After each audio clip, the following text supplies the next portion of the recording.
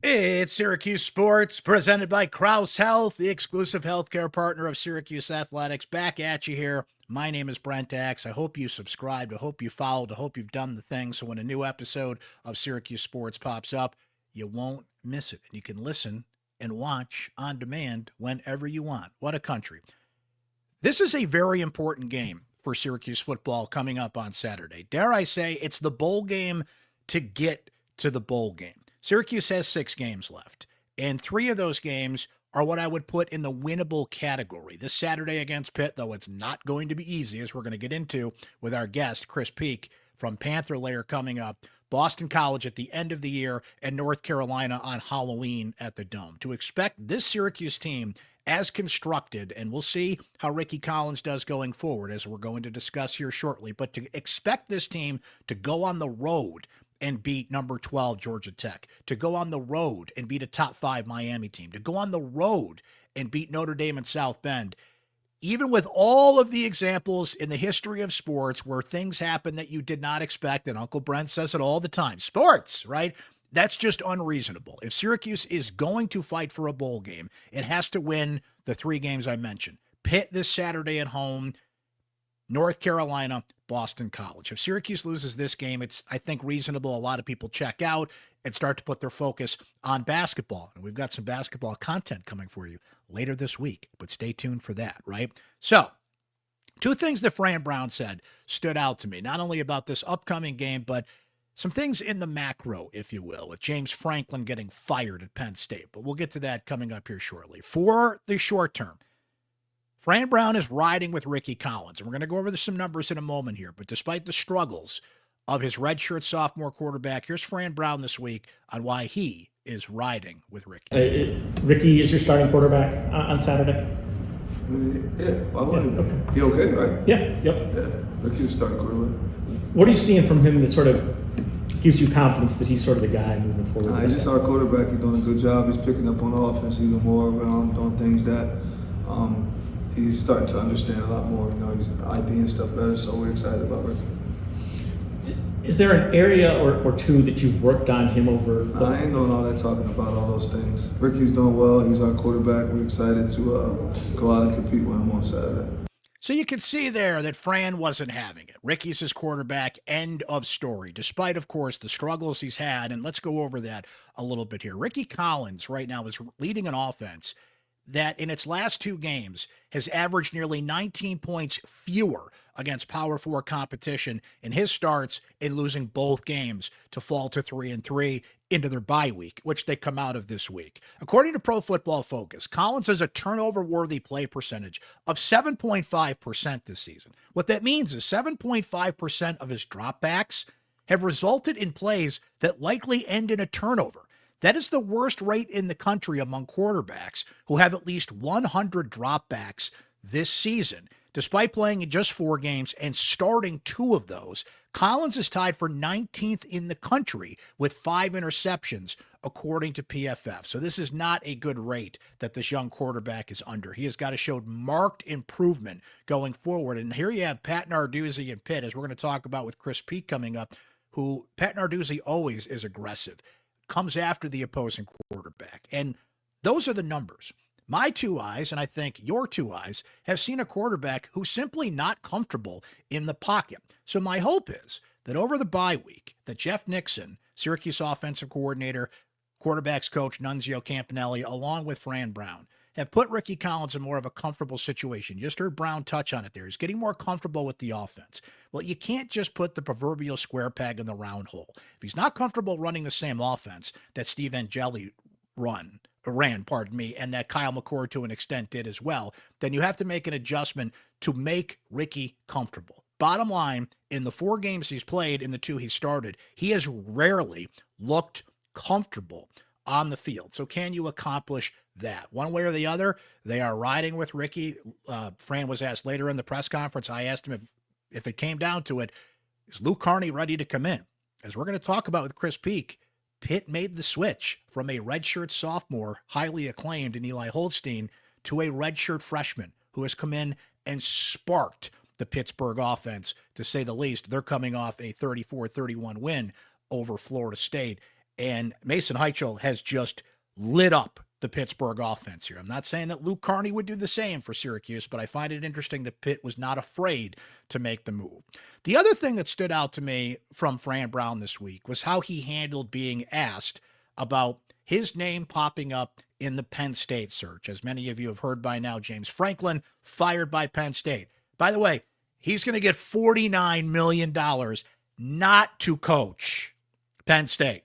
What a gig if you can get it. Kids, if you can grow up to be a college football coach and get fired and paid that much money. Remember, Jimbo Fisher got $75 million to not coach Texas A&M.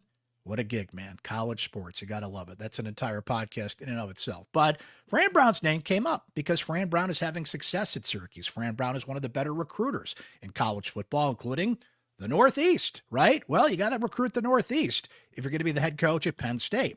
Pat Kraft, the former athletic director at Temple, who once upon a time interviewed Fran Brown for that job, did not hire Fran Brown for the Temple head coaching job, but there is a connection there.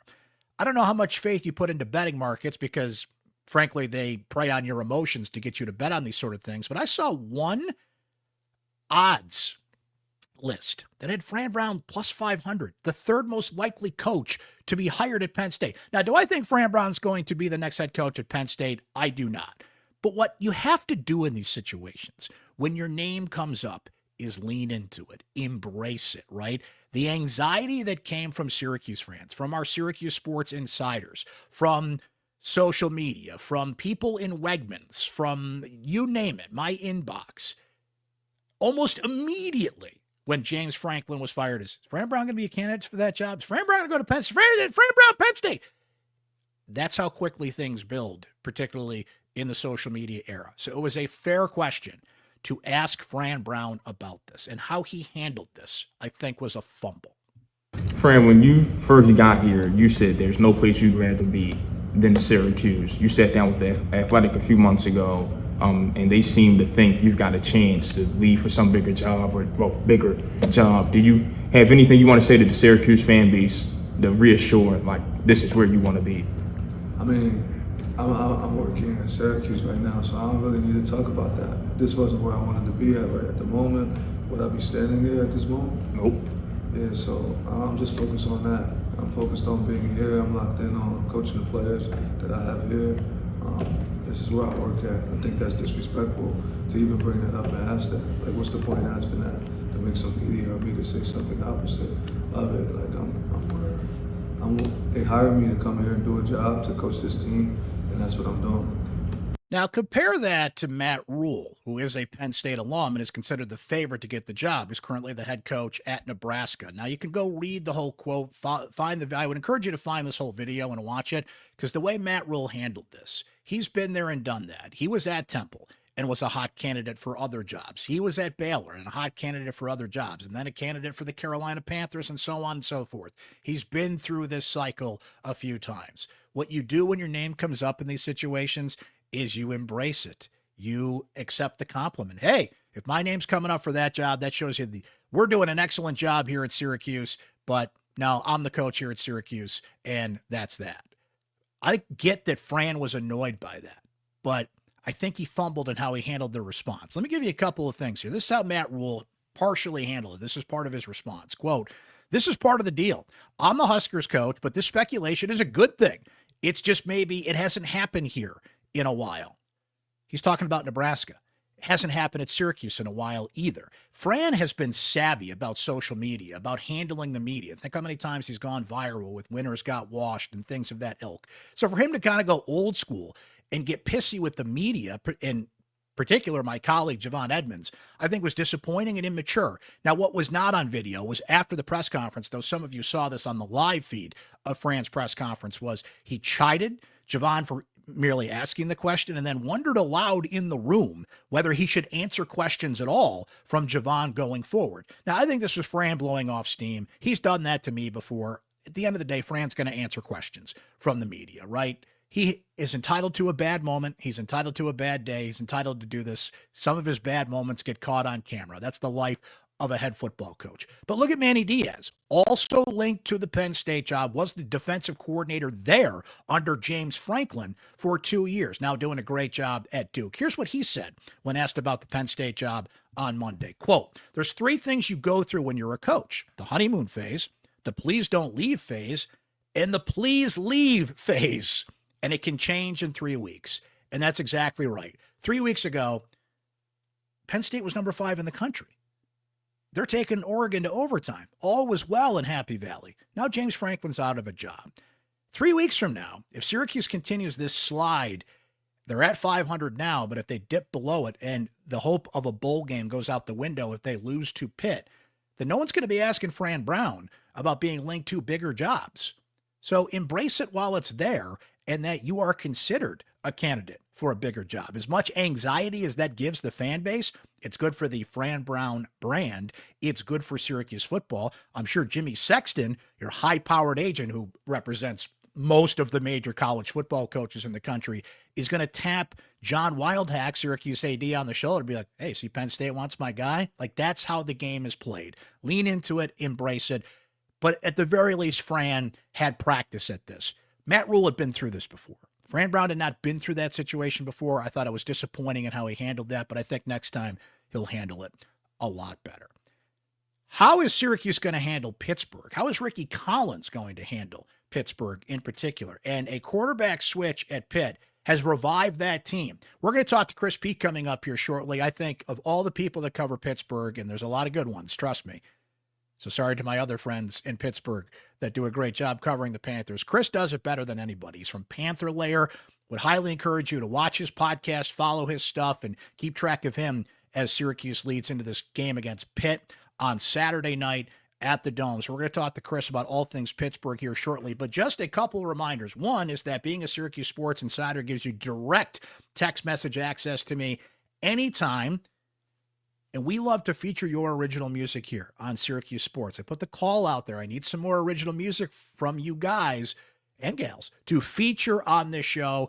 And I appreciate the response we've got so far, but keep it coming, man, because we love to highlight your independent music here on Syracuse Sports. And I got this nice note from Rich, who says, "I'm an SU fan, class of 1982, with a recent album out, and I thought I'd send a link to one of our singles entitled 'It Could Always Be Worse.' It's thematically relevant, too. My songwriting partner is Dave, longtime guitarist and Al Stewart collaborator. We go by the name Rumble Strip, and our new album is called Sayonara Baby." So, Rich, thanks for sending us this tune. We're going to highlight a little bit of It Could Always Be Worse here, and then we'll play the song in its entirety at the end of the podcast. And guess what? We can do that for you and your band as well. Get in touch. All the info is in the show notes on how you can have your original music highlighted and featured here on Syracuse Sports. So let's listen to a little bit of that, and then we'll listen to Chris Peak tell us all about Syracuse and Pittsburgh.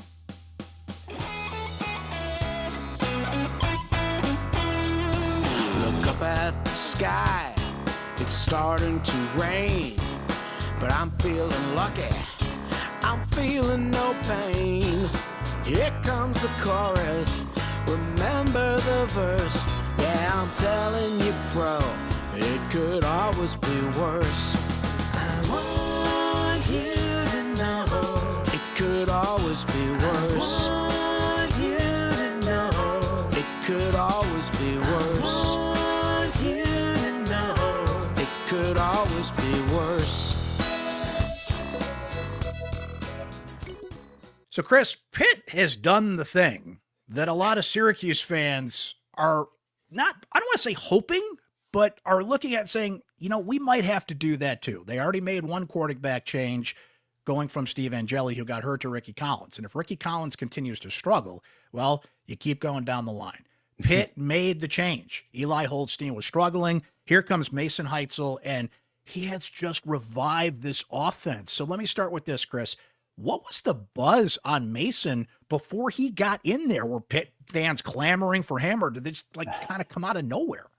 Well, I mean, he's a true freshman. So, you know, if you turn the clock back to last year, he's from Oregon, Ohio, this small town playing for Clay High School, small school, nobody ever heard of. You know, they hadn't won a division title in 42 years before he led them to one last year. And so it was one of these things where like Pitt fans are like, okay, this guy looks interesting. He's a playmaker. He's making plays with his arm and his legs, but he's playing at like a really small level in Ohio. So, I'm not going to get too hyped about him. Right. And then he enrolled in January, and all of a sudden we start hearing like a lot of buzz, like, and some sort of like hushed tones of like, this kid is the real deal. And not just what he could do with his arms and his legs, but how he sort of picked up the offense and his knowledge. And he started drawing comparisons to, how Kenny Pickett looked when he was a true freshman, of just being sort of beyond his years in understanding the offense and how to run the offense. So you have that buzz kind of happening throughout the spring.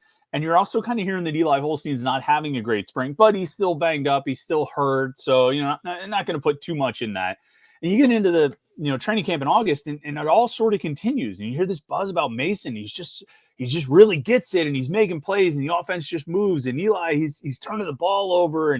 But again, Eli's a gamer. He shows up when the lights come on. He made huge plays last year. He got him to 7-0 last year. A great start to the season. He was the ACC Rookie of the Week, like 5 weeks in a row. Like, not going to turn away from this guy. And so he comes out, and they beat Duquesne. They beat Central Michigan. And then they lose to West Virginia, and he throws an interception in the red zone. They lose to Louisville, and he throws another interception in the red zone. And you're starting to think, like, something's not right here. And we're hearing all this buzz about the freshman. Maybe it's time for a change. And it was sort of a sight unseen thing. I mean, Pitt fans had seen Mason Heinschel in the spring game, and he looked good there. But I mean, what's a spring game, right? Yeah.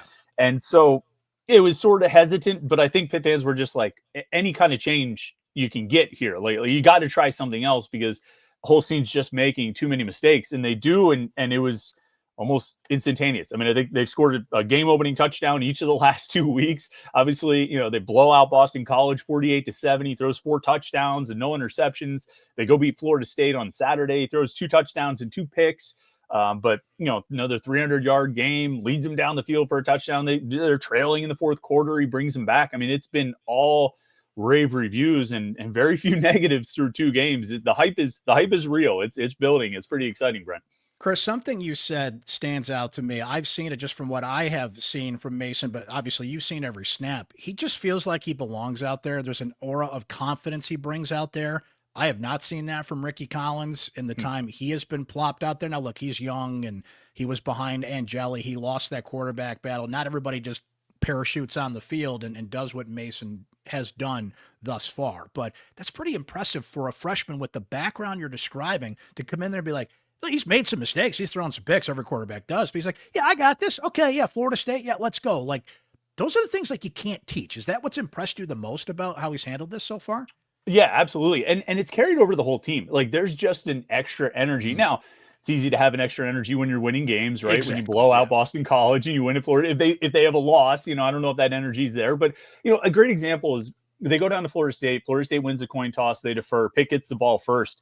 And almost right off the bat, they're facing 4th and 1 at their own 34. And Pat Narduzzi goes for it. And like on TV, they were like, wait, what? They're keeping the offense on the field the first drive of the game at your own 34-yard line, and you're going for it. And then I think Pitt fans were too, like, okay, let's calm down here. But it was a remarkable show of confidence in the team. To some extent, I think if you go to a place like Florida State, you might need to throw caution to the wind a little bit, show your team you have the confidence, and show Florida State you're not intimidated by them. You're just going to walk out there and you're going to go for it on 4th and 1 from your 34. But it's confidence in Mason Heinschel. And I think he has given the coaches confidence that he can make plays like that. I think on that one, I think he scrambled for a first down on that play. That was one of 3 4th downs they actually converted on that first drive. So kind of tells you what Pitt's attitude was going into that game. But I think, Heinschel, he's inspired confidence in the coaches. He's inspired confidence in his teammates. And I think it has fed. I think they've all fed off it, even on the defensive side, because I think those guys believe, okay, we gave up a touchdown, that stinks. We got to get better, but Mason's going to get us back. And he almost always has. He's been able to answer just about anything the defense has given up. And so it's really spread, and it is uncommon. Like, you don't typically see a freshman come in and command the team, command the offense, just kind of command things overall the way he has. Even the guys on the team said after he threw the 2 interceptions, it was back-to-back drives that ended with interceptions on Saturday near the end of the first half. And, they were impressed by how he carried it on the sideline. It's unique. And through 2 games, he's been a pretty special guy for Pitt. Chris, Syracuse was on the bye, and at least they have 2 games of film on Mason, which Boston College certainly didn't. Florida State didn't have quite as much. But this is a Syracuse defense that ranks 124th in the country, 93rd against the run. Like they're struggling. This is a struggling defense. So if I'm Elijah Robinson, the defensive coordinator, and I'm watching film and I'm trying to game plan for this guy, what are the attributes he brings to the table that Syracuse is going to have to deal with? Scrambling is a big part of it. And that's when the play breaks down or he doesn't like what he sees downfield. And even Florida State adjusted to that and tried to spy him in the second half. And it really wasn't that effective. He was still able, he's fast, he's not like Lamar Jackson or something like that, but he's, he can get out and make plays and run and pick up first downs that way. And then things, of course, got a lot more challenging for opposing defenses on Saturday when Desmond Reed came back. And Reed is just an outstanding, he was an All-American, all-purpose player last year. He's a running back for Pitt, but he was the ACC wide receiver of the week because of 155 receiving yards. And it was just, a 3rd and 6 play, he catches the ball 1 yard short of the lead stick and turns it into a 50-yard pickup because he's got that kind of speed. So if you're defending Pitt right now, you got to keep an eye on the quarterback because he can get out of the pocket. He had a 20-yard run. He had a 30-yard run. He had a 16-yard run against Florida State. So he can get out and make plays. You also got to watch the running back who can either take handoffs or get outside or go out and catch passes. And Pitt's receivers, who really didn't get that involved in the Florida State game, are pretty good too. Raphael Williams and Kenny Johnson and Blue Hicks have had a pretty good season so far. So with Heinzel's running ability, it's become a real pick your poison type of situation. Where you have to decide what you're going to commit to shutting down. And if you want to shut down Desmond Reed as a receiving option, I think you're going to give up stuff to the wide receivers on the outside. If you want to commit to those guys or play a zone, Desmond Reed can find a spot in the zone. And if you want to, overcommit to him, then Heinzel can have room to run. Pitt's offense became a lot more dangerous with Heinzel coming in for his running ability, and he's also been really accurate and made good decisions and read defense as well. Chris, you know as well as anybody, it's a week-to-week sport, but with what Mason has interjected into the team, the confidence building, we're at the midway point of the season, right? Everybody loves to, kind of analyze things and how it has gone so far and what's ahead. How are you recalibrating, if at all, what you expected from this Pitt team at the beginning of the year versus what you've seen now halfway through and what lies ahead on the schedule? Well, it's recalibrated a few times, right? Like you said, it's week to week. So before the season, it was like, this team should be able to win 8 games. They might, if the ball bounces their way, they can get 9. And then they go lose to West Virginia and Louisville. And they're 2-2, and all they've beaten is Duquesne and Central Michigan. And now it's like, wow, they're going to have to fight to get to 6 wins. Right around that time, Syracuse beat Clemson, right? And you're looking around the ACC and you're like, wow, Florida State hadn't gone into its tailspin yet. And you're like, this is, Notre Dame on the schedule, Georgia Tech on the schedule, Miami, Syracuse, Florida State. Like, this is going to be a dog. Now they've won these last 2 games. Different teams have gone in different directions, and Pitt sitting at 4-2. I think the fans are looking at it, and this next stretch here where they go to Syracuse this week, they have NC State at home, and then they go to Stanford.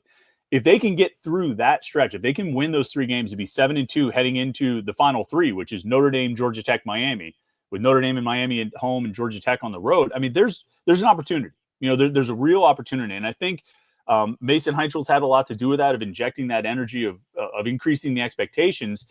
But when you look at how the path is laid out there, there's a chance to go into those final 3 games with like I said, with a real opportunity to compete for the ACC. Now, we're saying this all here on Tuesday morning. By Saturday night at midnight, Saturday night at 11:30 p.m., we could be talking about how Pitt's, hoping to go 6-6, depending on how that game goes. But as you look at it right now, I think the conference doesn't look as strong. Clemson doesn't look all, they're struggling. Florida State is obviously, I think there's probably some people who are surprised Mike Norvell's name wasn't brought up with James Franklin and Trent Dilfer and these other guys on Sunday after the way things have gone there. So the conference maybe doesn't look as tough after Miami. And I think it's probably, if not wide open, it is open for a number of these teams, like a Pitt or Virginia right now probably feels like, look, we can get to Charlotte at the end of the season. So I think it's interesting. And I think that's where the expectations have gone just based off these last 2 games. Chris, last year, of course, Kyle McCord, 5 interceptions, just one of those games. Nothing went right. Pitt knew what Kyle was doing before even he knew what was happening, right? by and large, Syracuse does not like to see Pittsburgh coming. You look at the record over the last 20 years or so, Pitt has just owned Syracuse. There's no way around this, right? So this Pat Narduzzi team versus this Syracuse team, what's the approach defensively here? If Kyle McCord, ACC record-setting quarterback, threw 5 picks against Syracuse, I think most SU fans are really taking a deep breath about what Narduzzi's going to do to a guy who's struggling right now. Yeah, I mean that you probably can't predict five picks, right? I mean, Pitt's MO on defense is always the same. It's shut down the run and try to pressure the quarterback. One of the key things to watch here, Brent, is Pitt's defensive end depth has just been decimated by injuries. When they went down to Florida State on Saturday, they had 4 defensive ends, and even that's somewhat inaccurate because one of their starting defensive ends was playing defensive tackle 2 weeks ago. I mean, that's how bad not bad, but I mean, that's how bad their depth is Going down at this the depth point. chart, yeah. So they might get one of those guys back, one of the injured guys back this week. But it has, negatively impacted their pass rush. Now, I mean, when you're playing against a guy like Thomas Castellanos, it's a little bit tougher to tell how's your pass rush because he can run around so much and evade the pressure. But that's one of the big storylines because what Pitt wants to do, they want to stop the run and they'll sell out to do that. And then they want to get you into a third and unpleasant situation so they can blitz. And that's been what Pat Narduzzi's done, back to his days at Michigan State. It's what he's done ever since he's been at Pitt. And that's going to be the plan here again. It's interesting because you mentioned about Pitt has, won the series. I'm looking at the media guide now because sometimes you got to reference these numbers, that they're 44, 33, and 3. But more often than not, when Narduzzi has played Syracuse, it's been close. I mean, last year's game got out of hand. There's been a game here or two. There was that ridiculous game in 2016, the 76-61 game that was insane. But so many of these games have been decided by 1 point or a field goal. He's lost in the Dome a couple of times. That game, I think that game at Yankee Stadium 2 years ago, might be. And I keep trying to think. We talked to Narduzzi again on Thursday, and I keep trying to think of the most political way to ask. Is that the loss that kills you the most? Because that was just a disaster. Dan decimated Villari. Syracuse team that found Dan Villari. Found a way to do it. Yeah, Narduzzi has to have nightmares of Dan Villari running the Wildcat and just gutting their defense. That has to be, and they've had some ugly losses over the years. I got to think that's one that galls Narduzzi more than any. And they've had some bad ones. So it's an interesting series because they do seem to play each other close, particularly when the games are up there. And so, no matter how these two teams are coming into this game, it wouldn't surprise me at all if this is a touchdown or less type of game, just because it's just this seems to be what they do against each other. Yeah, the point spread's hovering around 10. Syracuse is a 15-point underdog to SMU. And look, we know why they make the point spreads the way that they do, because they want your money. But I think that speaks to, they look at what you're saying, the history. It's a rivalry B game, as I like to call it. If you ask 100 Pitt fans who their rival is, they're all going to say West Virginia or Penn State, right? They're not going to say Syracuse. But there's a long history. They're conference rivals. They're geographical rivals. They're all recruit the same players. So there is some rivalry juice in this game. Syracuse has not been good out of bye weeks, believe it or not, under Fran Brown. 2 of their worst games last year were out of bye weeks, so I don't know how that's going to go, the quarterback thing. But, Chris, the way I look at this, and I know they say they're one game at a time here, but I think they know this. If Syracuse is going to make a reasonable run at a bowl game here, they have to win this game, because expecting them to win at Georgia Tech, at Notre Dame, and at Miami, that's a tough ask. But you got Pitt, Pitt, North Carolina, BC at home. If you're going to get 3 wins, this is the bowl game to get to a bowl game, if that makes any sense. So there's always that emotion, and the wrinkles they're going to throw in after a bye. I'm still intrigued by this game as much as, things have not looked good for Syracuse the last couple of weeks. Yeah, and it is interesting to have that extra week facing a true freshman quarterback, put some things out there that he hasn't seen on tape, make him, and not just make him respond to it, but make Cade Bell, the offensive coordinator, react to it, because Bell, in his second year at Pitt, he hasn't always been great at adjusting to things that maybe they didn't see on tape or that they didn't game plan for. So if Syracuse can come out with some different looks, odd man fronts, drop a lot of guys into coverage, don't blitz as much, they could. I don't think that's the worst plan. If you have a true freshman quarterback, as particularly a guy who can run like that, drop into coverage and make him pick you apart. Like say, okay, we're not going to blitz and send 6 guys upfield so you can run past us and pick up 15 yards. We're going to drop. We're going to try and rush with 3, and maybe we'll get there. But we're going to make you read our coverage. We're going to make you find the open receivers and see how good you are picking that up. And if you can process the information to make the plays, then you can make the plays. Because even that was like a plan against Eli Holstein last year. Cal did it the week before Pitt played Syracuse. I think Syracuse probably tried to do it a little bit, although that game got out of hand so quickly it didn't matter. But it was drop into coverage and make you pick them apart. And Holstein didn't do well with it. I don't think Cade Bell adjusted well to it. And if Syracuse wants to try to do that against Heinzel, it might be worth a try. It might be a little bit of a less risky play, and then you keep a guy like Des Reed in front of you and try and make a tackle if they dump off the pass to him. Chris, final thing for me, the whole college football world's talking about this, of course. James Franklin fired at Penn State. What's the reverb at Pitt? Now, I think both Syracuse and Pitt are going to be like on the phones trying to get those recruits, and there's been a mass exodus so far of decommitments from Penn State. So that's kind of the first reaction, like who gets visits and who gets recommitments and that whole thing, the recruiting game that never stops. But how else do you think this affects Pittsburgh? I mean, it feels like Pittsburgh and Penn State are linked in a lot of ways. So this move, how does it reverb there in Pittsburgh? I don't think it's a shock to say that Pitt fans never really liked James Franklin. I think he could be a bit of a divisive figure, probably, in the Penn State fan base even, and certainly like nationally. So they're not, feeling sad for him. That's just how they react. And I think they felt the same way about Neil Brown, although even more so about James Franklin. I think the recruiting side is the biggest. And there could be an opportunity here. Like with the guys in the recruiting class now, they were committed to Penn State, but it's not like Penn State was the only school that offered him. They're good players, good prospects. Pitt's going to try, Syracuse is going to try, West Virginia is going to try, but like Ohio State's going to try, and Michigan's going to try, and Florida's going to try.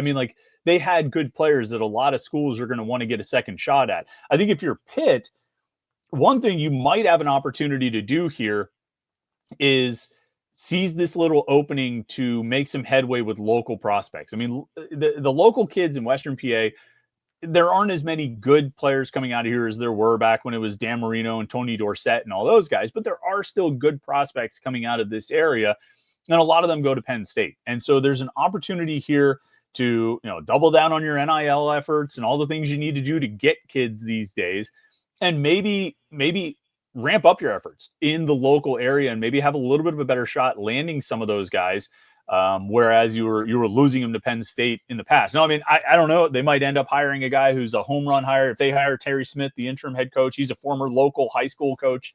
They're going to keep having success in Western PA, and it won't matter. But I don't know if they go get like a Matt Rule or somebody like that. Maybe there's an opening for Pitt to make a little headway. So, that's probably the biggest impact. And then, I guess the other side too is depending on who they hire, maybe it's somebody who comes in and wants to get a series with Pitt on the books, and we can get some Pitt Penn State games, because those were always kind of a classic rivalry in college football that I don't know if James Franklin's exclusively responsible for those games not happening, but I'm sure if he wanted them to happen, there might have been a greater likelihood of it happening. So those are the two things I'd look at: recruiting and maybe the possibility of getting another series on the books. Chris, going to be an intriguing game Saturday night at the Dome. Appreciate you coming on the pod. Always appreciate your coverage of Pittsburgh. You're my go-to guy for all things Pitt, and it'll be basketball season soon, and so much happening. So stay tuned to Chris, friends, if you want all things Pitt Panthers. My thanks again to Chris Peak from Panther Lair, some of the best stuff when it comes to all things Pitt Panthers. He is great at what he does, and we thank him for his insight. Quarterback switch in Pittsburgh, not happening in Syracuse this week, at least to start the game, but we'll see how things go. My thanks to you, our Syracuse Sports Insiders, for your great questions, comments, insight, and analysis. Being a Syracuse Sports Insider gives you direct text message access to me anytime. Your comments highlighted exclusively here. We don't take comments from social media or anywhere else. The only comments that get highlighted on this show and our Syracuse football postgame show. Wait, what's that? You don't know about our Syracuse football postgame show? come on by Saturday night after Syracuse takes on Pitt. We're live on YouTube, on Facebook, on X, talking Syracuse football with your comments included, and of course your comments throughout the game. You can text me anytime with your Syracuse football questions, comments, opinions, analysis. And you've been saying, Brent, when's the basketball content coming? Oh, it's coming, friends. Syracuse Basketball Media Day this week. Uncle Brent's going to be there. Let's just say we're going to have something for you here on the pod from Syracuse Basketball Media Day. And going forward, we'll start getting that into the loop. Guys, the pod is starting to really pick up here. It's getting colder. The sun's not as out as much. It's basketball season, right? And if this football team loses on Saturday, it's really going to be basketball season. Not that we won't cover football. We certainly will. But it's all coming together. So please, being a Syracuse Sports Insider keeps you in the loop, gives you the latest breaking news, and gives you access to this podcast. So yes, the Hoops content, it is coming, friends. It is coming. But my thanks to Chris Peak for joining us today to talk football. My thanks to you for listening and watching. Please subscribe, follow, the whole deal so you never miss an episode of Syracuse Sports. All right, let's bring them back in here. Terrific band from my guy Rich, class of 1982 at Syracuse University. The song is It Could Always Be Worse. The band is Rumble Strip. The album is Sayonara Baby. All the info on where you can find Rumble Strip is in the show notes, and we can do this for you as an independent music artist, your band. We would love to highlight your music here on the show. Get in touch, and we'll do it for you. The song is It Could Always Be Worse, and it's going to take us out here. Thanks for watching and listening to this episode of Syracuse Sports.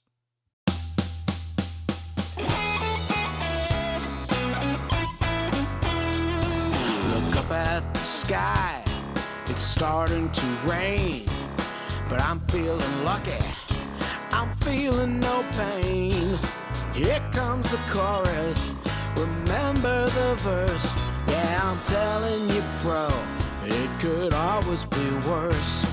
I want you to know it could always be worse. I want you to know it could always be worse. I want you to know it could always be worse.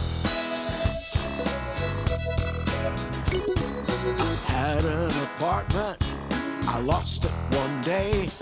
The housing department, they took it away. But not before I got the Cuisinart first. So I'm telling you, bro, it could always be worse.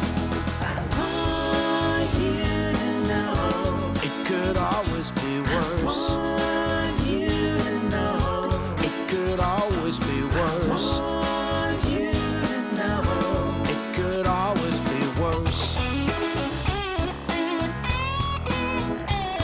Don't have me a lawyer, I don't need a will.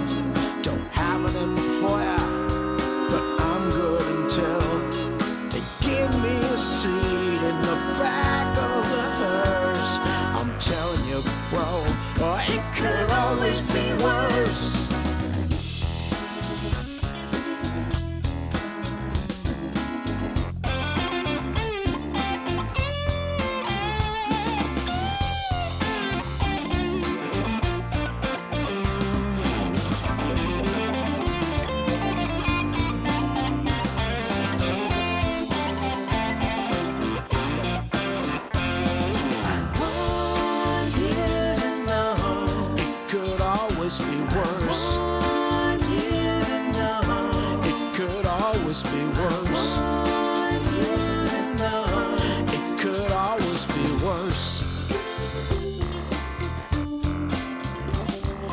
Try to remember, because it's the key. It's part of an overall philosophy. We always look forward and not in reverse. I'm telling you, bro, it could always be worse. I want you to know it could always be worse. I want you to know it could always be worse. It could always be worse.